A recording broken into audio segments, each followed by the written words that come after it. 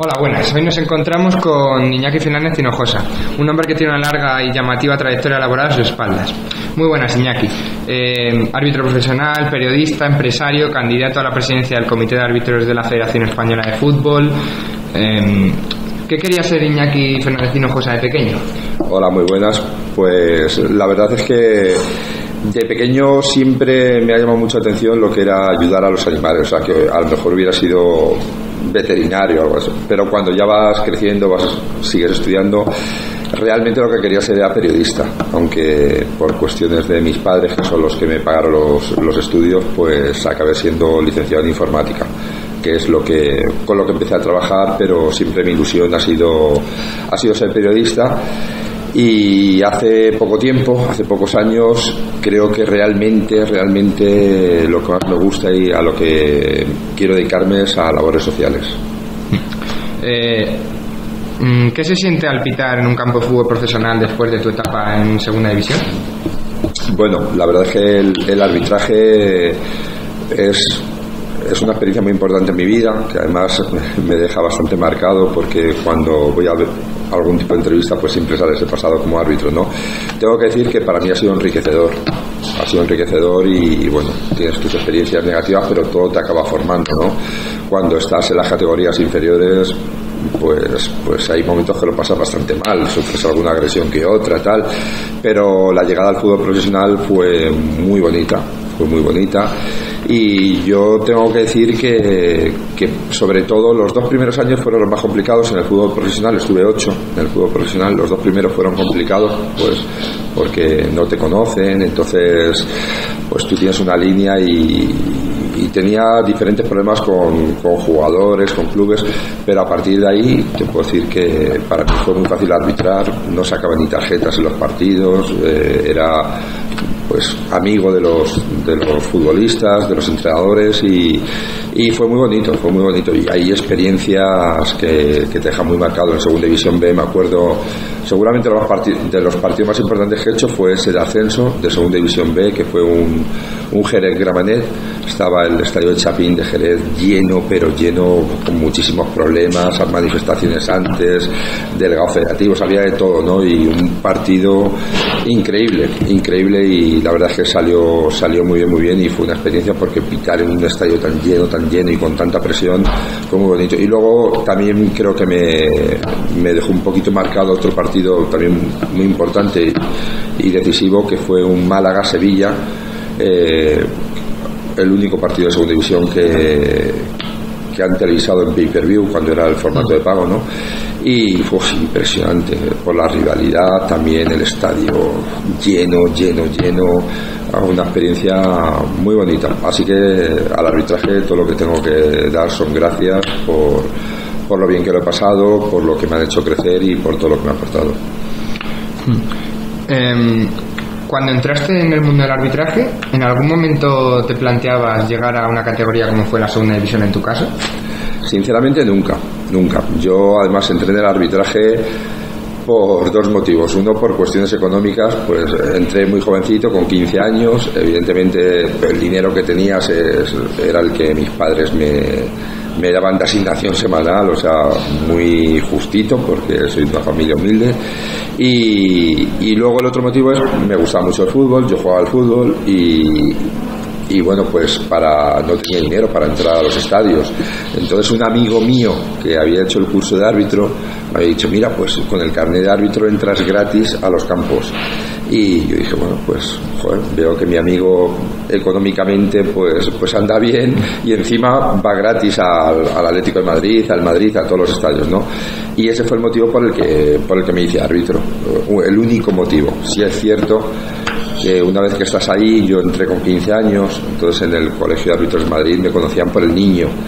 Entonces la verdad es que tuve suerte que había un grupo de árbitros, Juan Antonio Fernández Marín, que fue árbitro internacional, Esquinas Torres, Emilio Soriano Ladrén, pues que siempre que podían me llevaban con ellos de juez de línea, que era como en aquella época, como se llamaban, ¿no? Y entonces con ellos aprendí mucho, y aparte de eso pues siempre, oye, ponme el niño, y ahí pues ya vas cambiando la visión por la que entré como árbitro y bueno, pues te ilusionas. Luego encima tuve suerte que todos los años recibí algún trofeo porque quedaba clasificado entre los 3 primeros. Fui ascendiendo como el árbitro más joven de Madrid.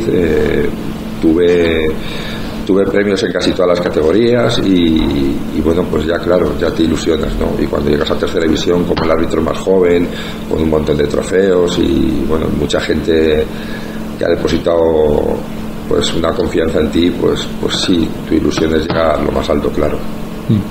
¿Qué equipos que no arbitraste te hubiese gustado pitar? Pues en España yo creo que como pues he arbitrado casi todos. En España no me queda ninguno, sinceramente, porque he arbitrado casi todos. A nivel internacional, sin ninguna duda, me hubiera encantado estar en el campo del Liverpool. Hubiera sido una de mis ilusiones. ¿Cómo decides abandonar el arbitraje? Bueno, no es que lo decida. Yo siempre he tenido bastantes problemas con la Federación Española, tanto con su presidente Ángel María Villar como con el presidente de los árbitros, Victoriano Sánchez Arminio.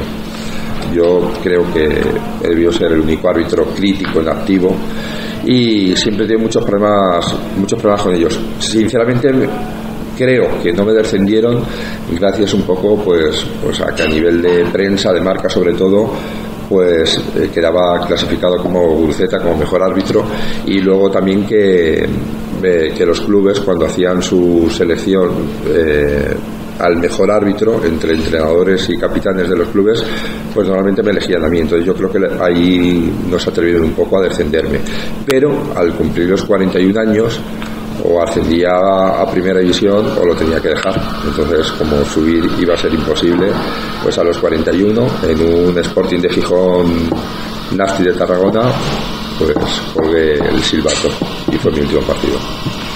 Una vez que te despides de los terrenos de juegos, ¿cuáles son tus proyectos en ese momento? Bueno, en condiciones normales, cuando alguien se retira por la edad, normalmente pasa a formar parte del cuerpo de informadores, ¿no? Para hacer pues algún tipo de actividad para ayudar a la gente que viene por detrás, ¿no? Mi caso también fue imposible porque no me dejaron seguir, dijeron que no, que lo necesitaban, y desde ese momento pues tuve claro que me tenía que dedicar a mi labor profesional, a otras historias y dejar totalmente aparcado el fútbol. ¿Y qué te hizo entrarte después a una profesión como el periodismo, aparte de tu vocación desde pequeño? Bueno, como te digo, yo soy licenciado en informática pues porque es lo que me pagaron mis padres. Luego soy licenciado en turismo pues por cuestiones económicas, por un proyecto que me había salido y todo eso, y realmente mi auténtica vocación siempre fue ser periodista. Aquí empecé en la UNED a hacer periodismo, pero bueno, como mi vida tuvo que cambiar, marcharme a Colombia, pues allí hice lo que realmente siempre había querido, que es hacer periodismo. Terminé la carrera allí y empecé a trabajar en algunos periódicos deportivos, ¿no?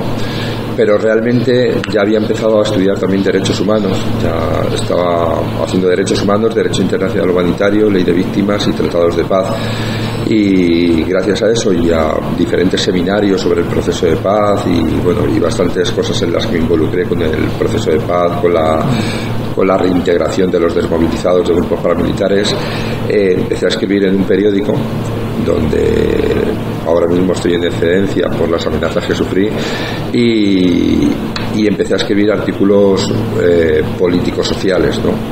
Y bueno, encontré desde luego un camino muy bonito porque me ha dado la oportunidad de ayudar con conferencias sobre discriminación, racismo, desigualdad a comunidades indígenas, afro, todo lo que tiene que ver con los enfoques diferenciales de género, de la niñez, de las etnias obviamente, y bueno, creo que estoy bastante feliz con poder ayudar en la medida de mis posibilidades a toda la gente que está más desprotegida.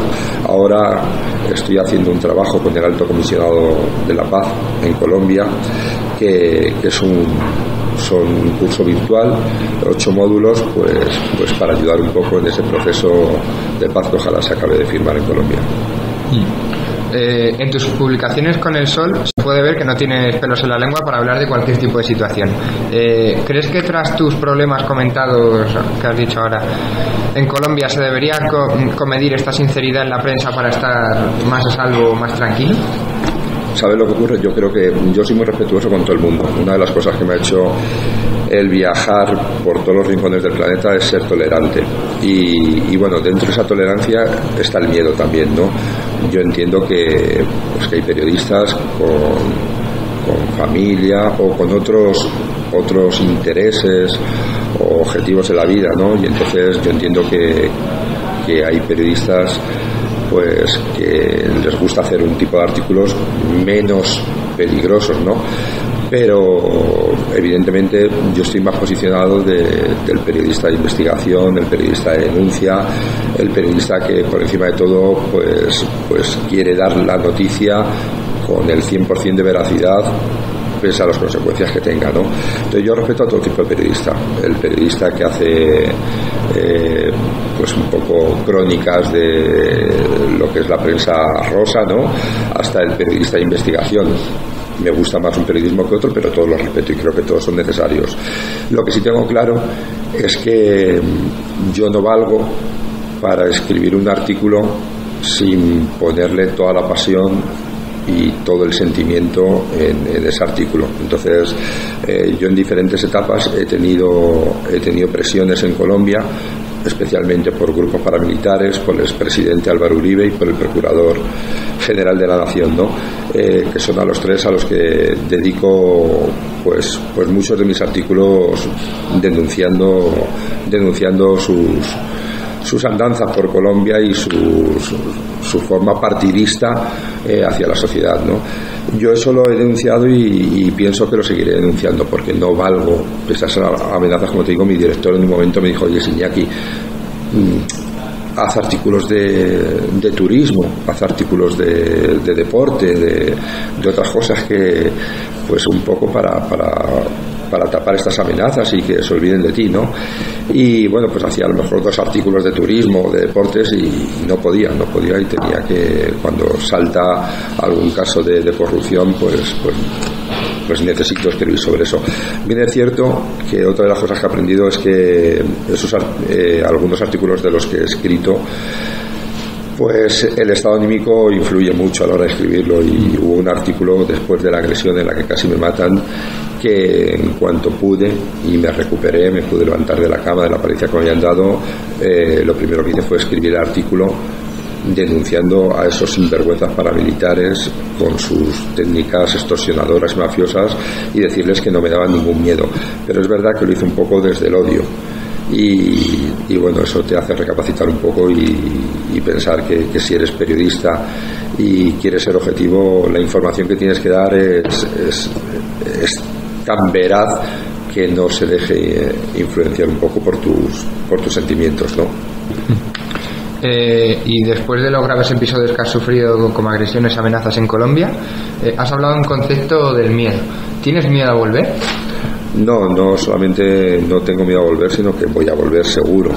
Uno de los proyectos que tengo se llama Deporte y Desarrollo. Es un proyecto que hemos hecho para los desmovilizados de las FARC, así que estamos con la intención de volver muy pronto a Colombia para empezar a poner en marcha el proyecto. Es un proyecto educativo en el que lo que queremos hacer es pues a todos esos desmovilizados de las FARC, que como mínimo pueden estar en torno a los 15.000 guerrilleros aproximadamente, pues es darles una oportunidad educativa y también un poco esa reintegración a la sociedad vinculada con el deporte.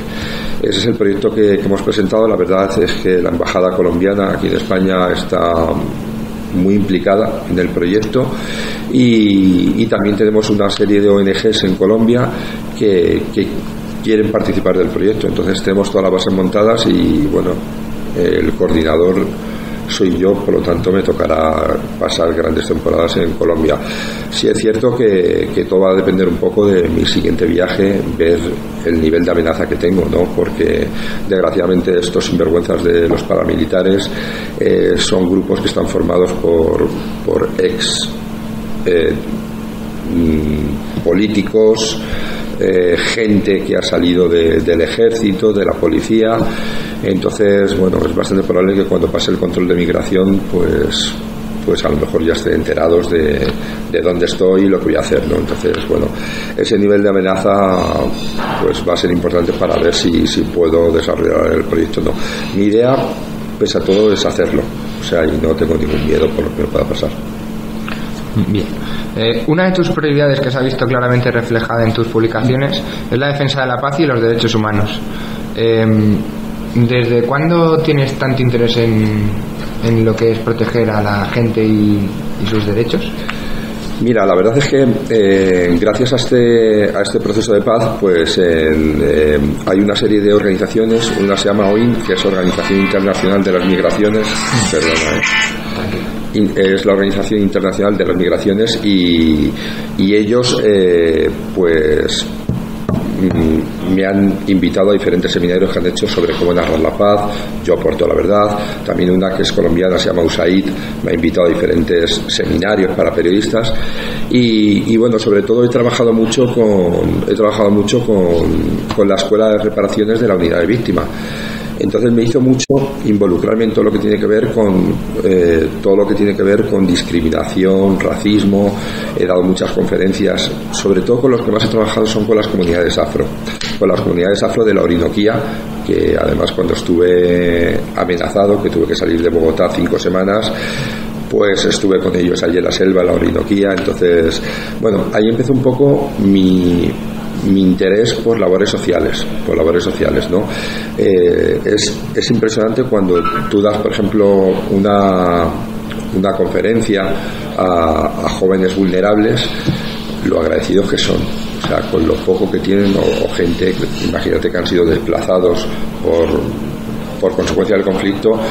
Pues yo me acuerdo de una anécdota en estos seminarios que hice que me impactó mucho, ¿no? Porque en uno de los seminarios, en el de cómo narrar la paz, resulta que una de las partes del seminario habían unos desmovilizados de los grupos paramilitares, gente con la que yo normalmente trabajo, ¿no?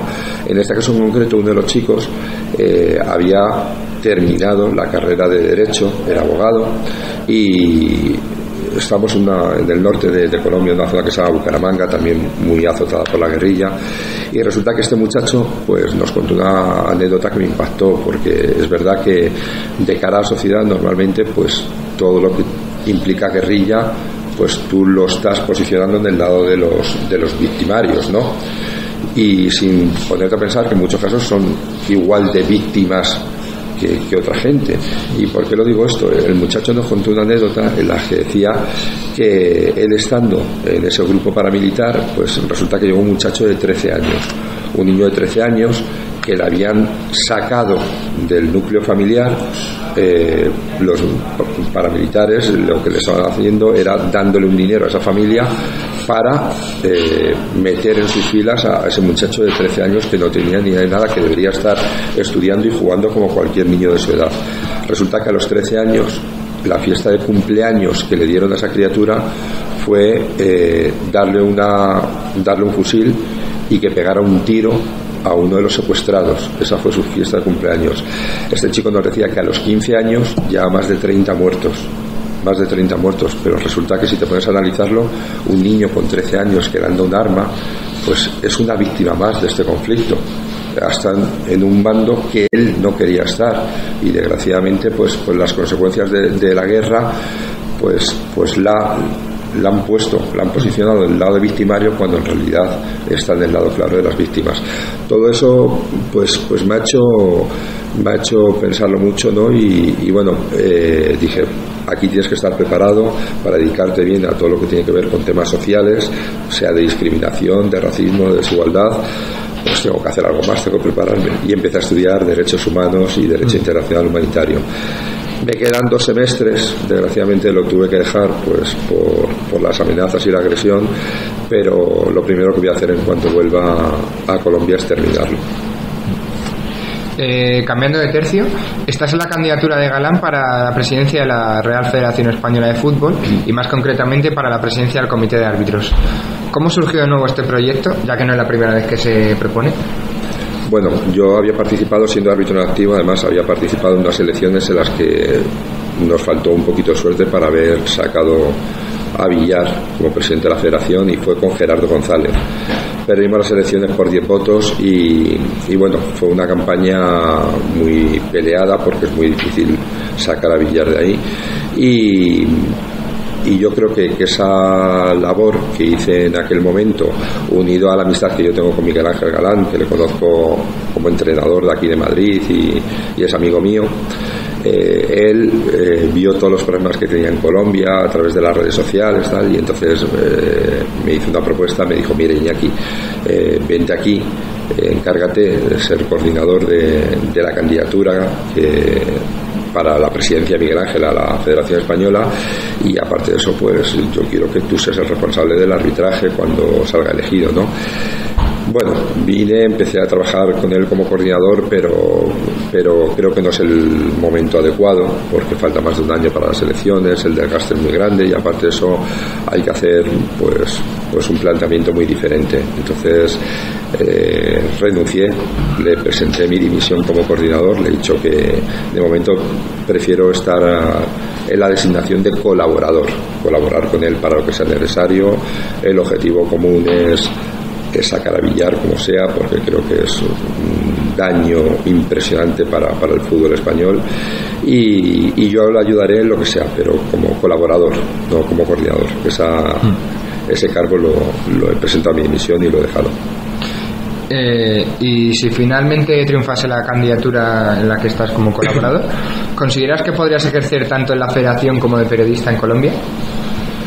Bueno, ahora mismo como periodista del periódico El Sol en Colombia estoy en un momento de excedencia, por así decirlo, ya un poco más larga de lo que habíamos acordado mi director y yo, pero también me he planteado que hasta que no vuelva a Colombia no voy a volver a escribir, ¿no?, en El Sol. Y además, cuanto más tiempo pase, pues creo que esos energúmenos y salvajes se olvidarán de mí y será un poco mejor, ¿no? Lo que sí es cierto que yo lo que escribo en Colombia me toca hacer de todo en el periódico, porque he escrito de turismo, de sociedad, política, de todos los perfiles, ¿no? Pero es verdad que me estaba dedicando un poquito más al perfil político-social, ¿no? Y creo que es totalmente diferente al cargo que pueda desempeñar como presidente de los árbitros. Lo que sí es cierto es que una vez que te dedicas a las labores federativas, pues hay cosas en las que tienes que tener un poquito de cuidado, y yo creo que seguramente si me dedicara a presidente del comité técnico de árbitros tendría que dejar esa labor de periodista. Haría artículos esporádicos, pero como es una labor totalmente diferente, creo que quedaría muy desvinculado del periodismo. ¿Y cómo ves la situación del fútbol español en la actualidad? Pues lo veo bastante mal porque es lo que tiene estar en un cargo 28 años, ¿no? Los primeros años de Villar pues fueron 2 años de ilusión, de cambio, de modernización de los estamentos del fútbol, y bueno, creo que lo hizo bien. A partir del 8º año ha sido acomodarse, y su único objetivo es seguir enriqueciéndose él, y creo que le importa muy poco los objetivos del fútbol. Aquí muchas veces está claro que por un lado está el fútbol profesional y por el otro el fútbol amateur, o el no profesional, como lo queramos llamar, ¿no?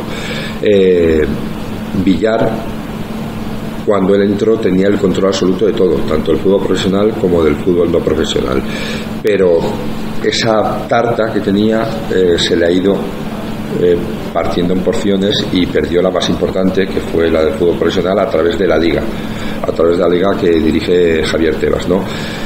Yo creo que va a seguir perdiendo todo, porque curiosamente él, que muchas veces habla del fútbol amateur, es que no hace nada por el fútbol amateur. Es decir, ahora hace poco hemos tenido pues unas jornadas de reflexión o paro en diferentes federaciones territoriales, como por ejemplo la asturiana, pero es que el presidente de la Federación Asturiana es un monigote de billar, es un títere de billar, entonces está pues al mandato de lo que le dice, y sin embargo no dice la verdad a su fútbol asturiano. Y la realidad es que el fútbol asturiano, por ejemplo, al igual que ocurre en otras federaciones territoriales, debería estar recibiendo una subvención muy importante que le entrega el Consejo Superior de Deportes. Una subvención que no recibe porque el señor, el incompetente, inepto, indigno de Villar, no le da la gana de recibir esa subvención para no presentar la justificación de sus cuentas. Es decir, algo tendrá que tapar cuando no quiere justificarlo. Entonces, esa porción de subvención que le tendría que entregar a la Federación Asturiana no se la entrega por ineptitud de Villar y para tapar unas cuentas que él sabrá por qué lo hace, pero le está quitando una subvención que necesita el fútbol asturiano. Y por otro lado, el Principado de Asturias entrega una subvención también a la Federación Territorial de Asturiana para el fomento y desarrollo del fútbol amateur. Resulta que si te pones a echar cuentas, con una subvención a nivel nacional, con una subvención a nivel territorial, más las diferentes comisiones que recibe, como es por ejemplo el 3% del fútbol, el 3% de los contratos de los entrenadores profesionales, en este caso el del señor del Sporting de Gijón, el del señor del Real Oviedo, pues resulta que tiene dinero suficiente, entre otras cosas, por ejemplo, para que el arbitraje en Asturias fuera gratuito. Y sin embargo el títere del presidente de la Asturiana se pone a defender a su jefe, a Villar, diciendo que el fútbol, que el gobierno va por ellos con la ley de emprendedores, cuando en realidad lo que se tiene que preocupar es que todos los recursos que tienen que entrar en su federación, he puesto a la Asturiana porque fue la cabecilla de esa, pero tenemos la madrileña, que es exactamente igual, el señor Vicente de Prado, que me expliquen qué ha hecho por el fútbol regional. O sea, aquí no hay ninguna televisión, Telemadrid, que televise ningún partido que pueda dar una subvención al fútbol amateur. Aquí no hacen ningún campeonato de la comunidad que pueda implicar al Atlético de Madrid, al Real Madrid, al Getafe y al Rayo para que juegue con los equipos amateur y le pueda dar una taquilla, algún tipo de subvención. No hace absolutamente nada. El señor Temprado es un parásito en el fútbol de Madrid que no aporta nada, y sin embargo pues ahí siguen, porque desgraciadamente el fútbol territorial controla por diferentes tipos de chantajes y de intereses la asamblea suya, que a su vez es la que nutre a la Asamblea Nacional y por la que Villar sigue siendo presidente. Pero desde luego el fútbol es una auténtica vergüenza en España. Y además yo he tenido con la candidatura de Miguel Ángel Galán oportunidad de hacer diferentes estudios, diferentes investigaciones, y no sé por qué los medios de comunicación no están muy interesados en sacar a la luz todos los casos de corrupción que hay en la Federación, en los que están implicados mucha gente importante de la Federación Española. Y ya veremos si conseguimos finalmente un caso que tenemos por ahí de corrupción, si vamos a lograr que sea la inhabilitación definitiva de Villar al frente del fútbol español. Con todos los estudios que ha dicho que tienes, derechos humanos, periodismo, informática, ¿dónde te imaginas, por ejemplo, que puedes estar dentro de 5 años? Seguro que en algo que tenga que ver con derechos humanos, y seguro que en algún tipo de ONG. Ahora mismo mi proyecto más inmediato es en deporte y desarrollo, en esa ONG, que el trabajo es, como te he dicho, en temas desmovilizados de las FARC. Y si no, también tengo ahí una posible oferta en acción contra el hambre, seguro que en alguna ONG. Y para finalizar, ¿con qué fase de tu vida te quedarías y por qué? Bueno, todas son importantes, ¿no? Porque de alguna manera es tu historia de vida, ¿no? Entonces en cada momento es importante. Fue importante mi etapa de árbitro, ha sido importante mi etapa cuando mis padres decidieron que estudiara informática, pues fue muy importante porque es la que me abrió las puertas al mercado profesional y donde pude tener una independencia económica importante, ¿no? Y ahora para mí es una etapa pues muy diferente de mi vida y también muy interesante, porque como te he dicho, aunque siempre he tenido una vocación de periodista, pero realmente creo que acabo de descubrir mi otra vocación más importante todavía, que es todo lo que tenga que ver con derechos humanos y con la defensa de la gente más desprotegida.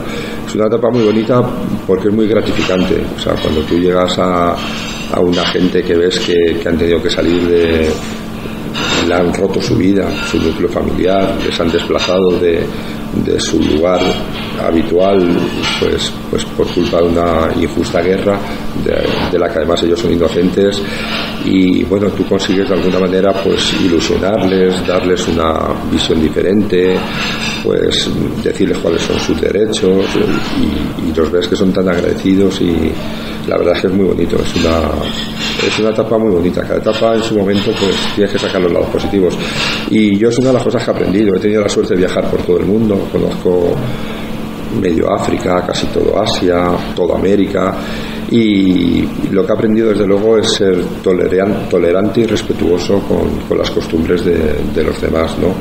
Entonces yo creo que eso es muy importante para sentirte bien contigo mismo, ¿no? Respetar a todos los demás. Vale, pues muchas gracias y hasta la próxima. Nada, gracias a ti, un saludo.